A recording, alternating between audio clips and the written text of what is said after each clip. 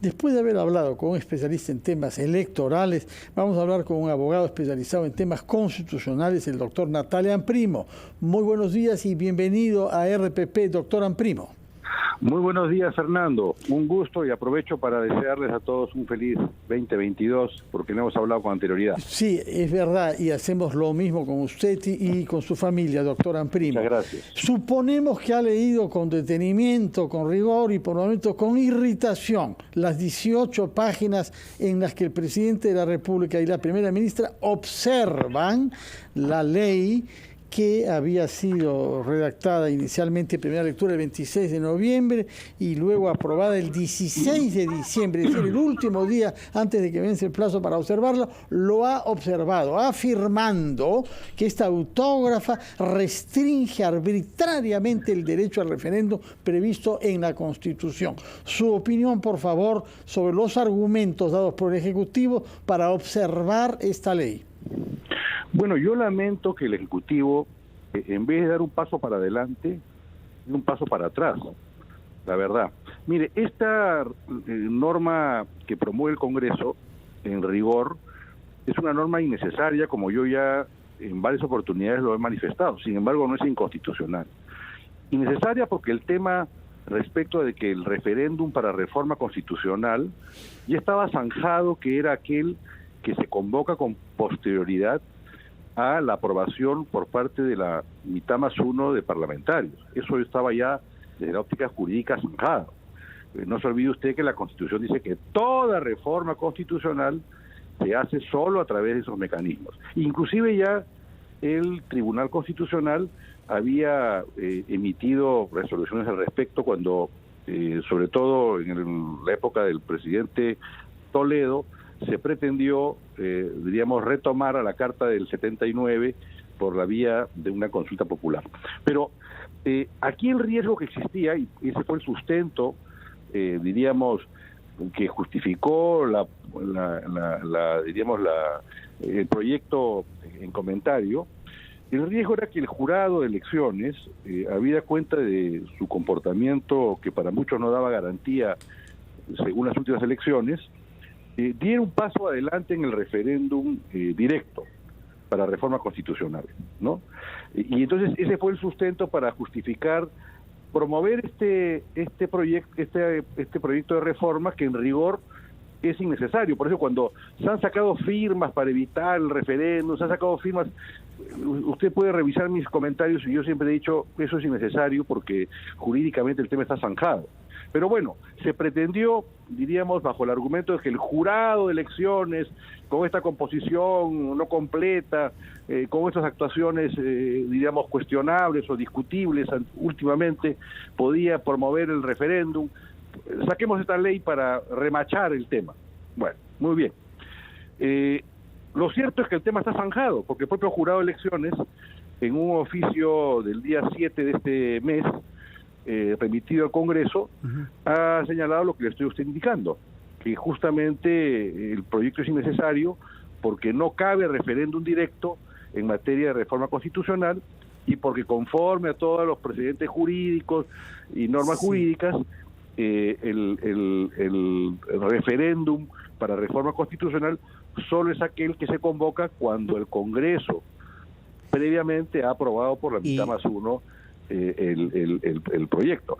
Hay que decir que aquí no se recorta ningún derecho de los ciudadanos, por el contrario, hay que recordar que el artículo 38 de la Constitución establece que todos los peruanos tienen el deber de respetar, cumplir y defender la Constitución, y que por el contrario, son los regímenes totalitarios, desde Hitler, Mussolini, pasando por Hugo Chávez, los que más bien han recurrido al referéndum directo, violando sus normas internas, para más bien perpetrarse en el poder y hacer atrocidades jurídicas que toda la comunidad internacional hoy día ya nadie defiende, obviamente, ¿no? Doctor Amprimo, buenos días. Dígame, ¿cómo está, Carlos? Buenos días. ¿Cómo está? Repasando el documento enviado por el Ejecutivo, hay otro argumento, el cual quiero pedirle su opinión, de que esta norma aprobada en el Congreso genera el riesgo de una especie de configuración de un absolutismo, ¿no?, de carácter parlamentario, o sea, de parte del Congreso, pues interpreta que la función legislativa, en este caso, está fuera de los márgenes de constitucionalidad. Absolutismo parlamentario, menciona. Bueno, esa es una frase, mire, ese es un titular, pero eso en el fondo no tiene ningún valor. Eso carece de todo valor y sentido. ¿Ya? O sea, vayamos a lo siguiente. El Parlamento no es un convertido de piedra. El Parlamento es el representante del pueblo. O sea, los parlamentarios que están ahí son designados por el pueblo. O sea, que cuando el Parlamento interviene y da su opinión, es el pueblo el que en forma indirecta lo está haciendo.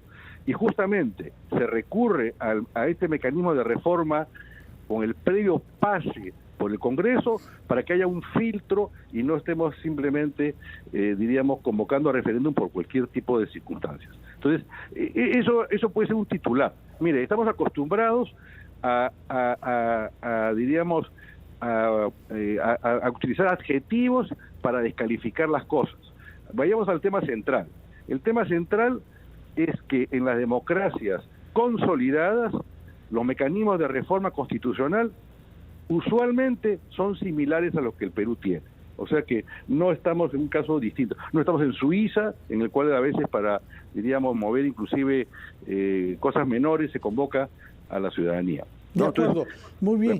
Yo le ruego que nos acompañe un instante, por favor, para escuchar a los anunciantes de RPP y los titulares de la hora, y retomamos. Quisiera preguntarle sobre el uso que el oficio de observación del presidente de la República hace del artículo 32 de la Constitución, y por otra parte el ejemplo que se viene citando del caso chileno.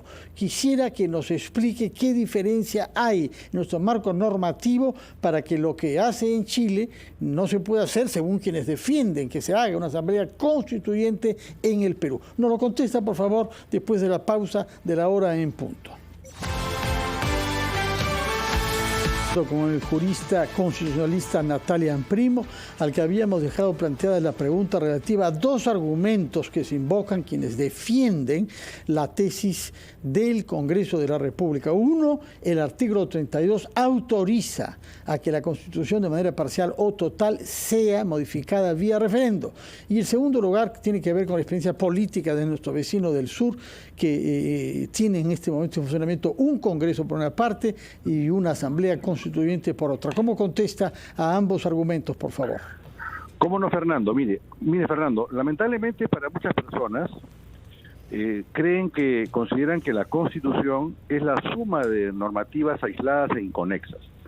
Y la Constitución es un elemento orgánico que tiene que ser interpretado en forma concordada, sistemática y no aislada. Y en consecuencia, como ya esto que usted me dice no es nuevo en nuestro país, esto ya se intentó, como le dije, en la época del expresidente Toledo, ¿no? Y ya se definió que cuando la Constitución, en el artículo 32, habla de la posibilidad de que vía referéndum se produzca la reforma total o parcial de la Constitución, ese artículo debe concordarse con el 206, que dice que toda reforma constitucional tiene un mecanismo, diríamos, ordinario y uno extraordinario. El ordinario es que el Congreso apruebe por mayoría del número legal de sus miembros una reforma y ésta sea convocada a referéndum. Ese es el referéndum al cual se refiere el artículo 32.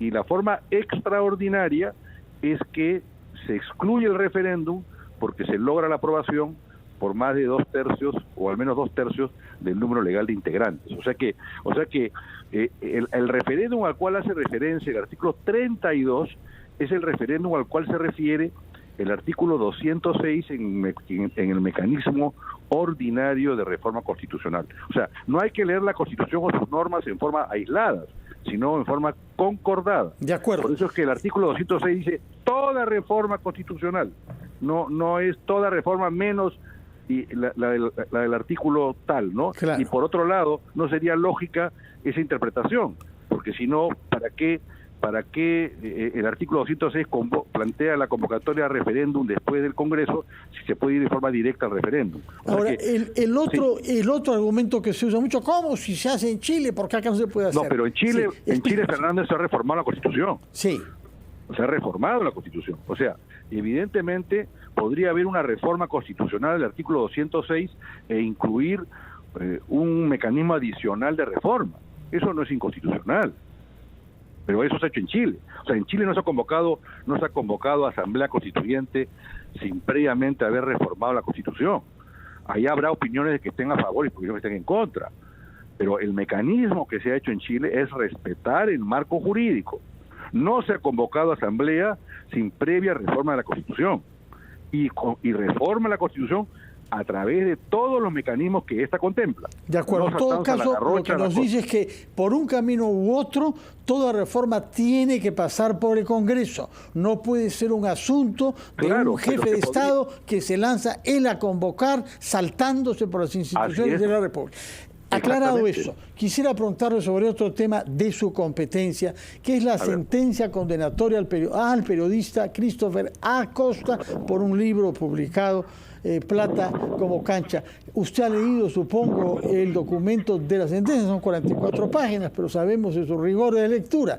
Su opinión sobre la fundamentación que el juez da a esta condena y la posibilidad de que esta condena sea luego ratificada por 3 magistrados en una instancia superior. ¿Cómo no, Fernando? Me voy a pronunciar sobre lo que usted plantea. No he leído la sentencia porque he estado fuera del Perú y no le he podido leer, pero tengo un concepto sobre el tema. Pero antes que nada, quiero referirme que sí considero válidas las observaciones que ha formulado el Jurado Nacional de Elecciones respecto a que los referéndums de reforma constitucional sean convocados por ellos. Por ellos. Sí. ¿Ya? O sea, quiero hacer esa tingencia porque si no pareciera que yo también suscribo ese planteamiento y no lo suscribo, ¿no? Como que también sobre el primero he tenido esas observaciones, pero bueno, no hace daño, pero diríamos que no es muy ortodoxo jurídicamente insistir en algo que ya está establecido, ¿no? De acuerdo. Lo que usted plantea, mire, no me cabe la menor duda que muchas veces en el ejercicio de la labor periodística o de información se vulneran los derechos al honor de las personas. Yo podría decir que en más de un caso he sido víctima de ello y me he sentido absolutamente indefenso porque no hay cómo, diríamos, sustentar o levantar el agravio producido. Sin embargo, creo que todos aquellos que de alguna manera hacen vida pública tienen que conocer que son eso es parte de las reglas, diríamos, propias de la política. Porque yo prefiero tener, como dice el dicho en materia penal, es mejor tener un delincuente suelto que un inocente preso.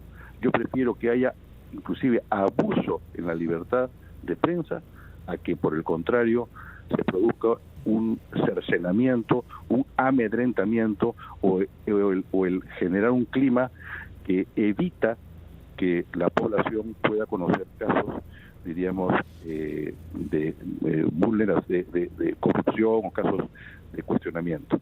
Diríamos que en esa materia diríamos que lo ideal es que se respeten los derechos, pero como bien decía el defensor del pueblo que lo escuché antes, los márgenes en temas de libertad y en temas de la política son distintos a cualquier caso en particular. Lo que sí creo que hay que tener es rigor, ¿no? Porque evidentemente, si sobre un caso ha habido una denuncia y esa denuncia ha sido archivada, si usted señala que, bueno, sí, yo puse que fue archivada, pero claro, en un poder judicial en el cual el dinero es el que prima, en el cual lo que prima son, diríamos, la corrupción, en el fondo estoy dando a entender que usted es culpable. O sea, hay que también tener un poco de cuidado en la forma de expresarse. Pero tenga la seguridad que yo soy un defensor de la libertad de expresión y creo más que esa sentencia va a ser revocada. Estamos todos justamente a la expectativa, doctor, de lo que pase en la instancia superior, que es ya a nivel de la Corte Suprema. Muchas gracias, doctor Natalia Imprimo, por haber estado con nosotros esta mañana. El doctor Imprimo, abogado constitucionalista.